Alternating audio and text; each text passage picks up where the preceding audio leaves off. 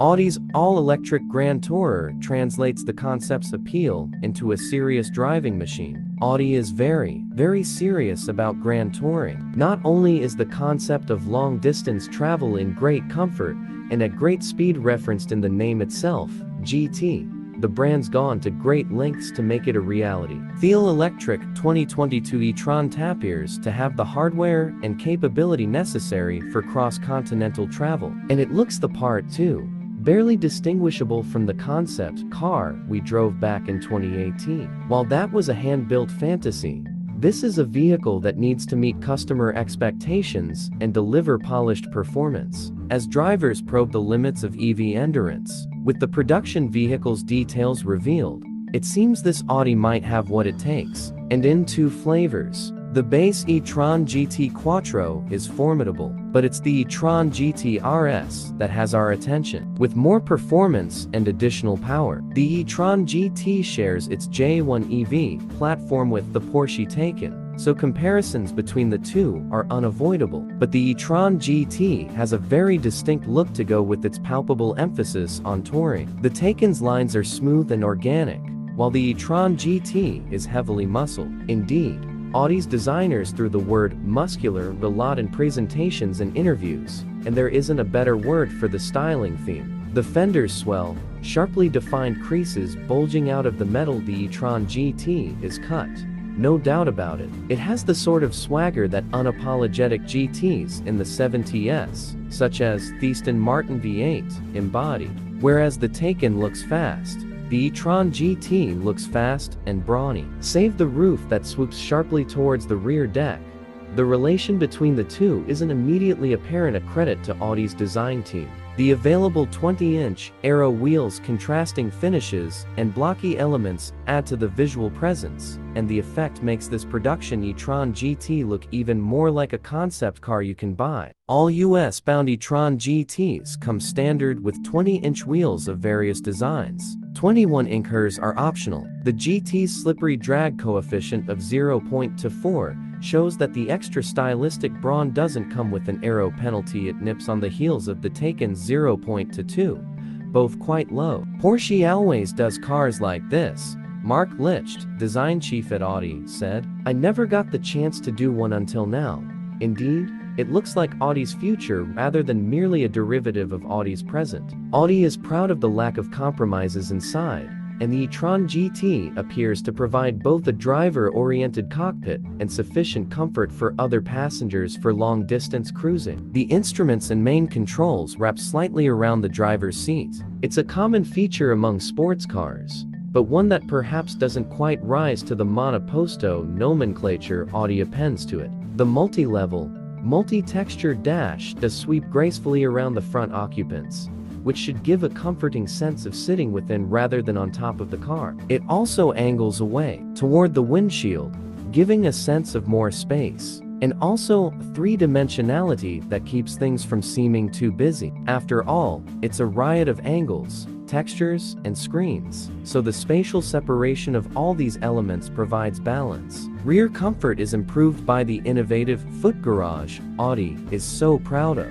Rather than the completely flat floor of a skateboard-style EV chassis, the battery is scooped out in the rear passenger footwells, allowing the two rear occupants to sit lower, underneath that very swoopy roofline, without sacrificing headspace for adults with taller torsos. Simple, effective, and surprisingly elegant, it's a nice solution. Given the electric powertrain's green aspirations, there is a focus on sustainable and non-animal derived interior materials. Don't worry, leather is still an option, but the standard seat dressing in the US is a synthetic leather material trimmed with Dynamica made from recycled polyester fiber and Alcantara. An intriguing cascade material is another seating option that is made of recycled selvages, the edging on woven fabric that resembles wool. It's not just the materials used either, as Audi says the entire production of the E-Tron GT will be less impactful on the environment.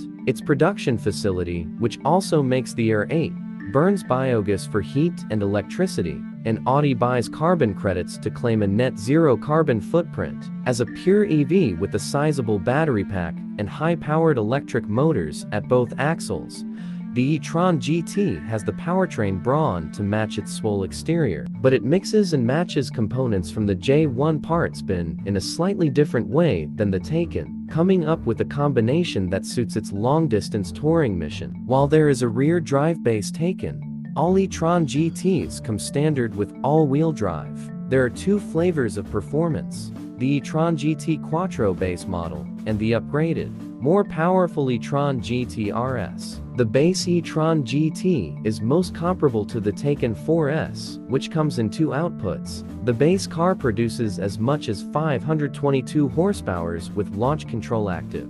Upgrade to the larger 93 kWh battery pack, and total power increases. In the case of the Taycan for seconds, with the Performance Battery Plus, its output swells to as much as 562 hph, a 40 HP bump. Like the Taycan for seconds with Performance Battery Plus, the E-Tron GT relies on a 93 kWh battery pack, but unlike that car, it won't have the uprated powertrain. Its maximum 522 horsepower's output in overboost mode is the same as the base Taycan for seconds. The RS model ups the maximum juice to 637 horsepowers using the same 93 kWh battery, but swaps out the rear motor for a unit that produces 20 more hph, putting it right in between the Taycan for seconds Performance Battery Plus and the Taycan Turbo. Leave launch control off, and the base E-Tron GT produces 469 horsepowers and 464 lb-ft of torque,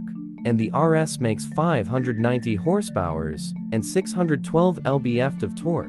That's good for a 0-60 mph time of 3.9 and 3.1 seconds, respectively. The top speed for both is over 150 miles per hour. Charging speeds can't be knocked either. The E-Tron GT adopts an 800-volt charging architecture for ultra-fast charges. Using a 270 kW DC fast charger, the car can go from 5 to 80% charged in a claimed 22 minutes. It'll also reportedly gain a maximum of 62 miles of range in 5 minutes under optimal conditions. Compare that to the well-known Tesla supercharger system, especially the V3 400-volt units that can achieve 250 kW charge capacity, something we've tested for ourselves. We'll have to do the same once we can get our mitts on an E-Tron GT. If the Audi can drop real-world charging times this far, it'll make long-range touring much more feasible. No, EV is lightweight, that's just the nature of battery technology at this point. So to provide adequate range and performance, the E-Tron GT is packing a lot of weight.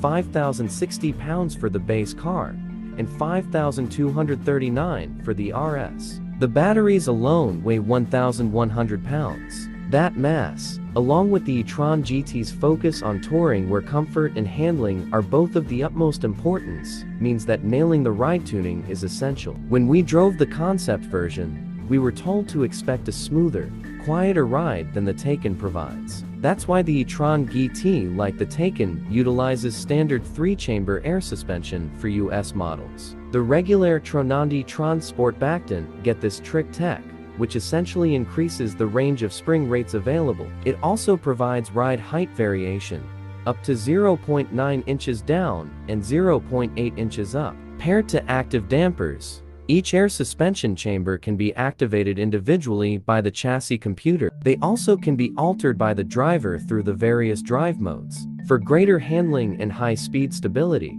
all-wheel steering is standard on the RS and optional on non-RS models. It provides up to 2.8 degrees of angle in the rear, and like most systems, it switches between opposite direction to same direction operation above 30 miles per hour.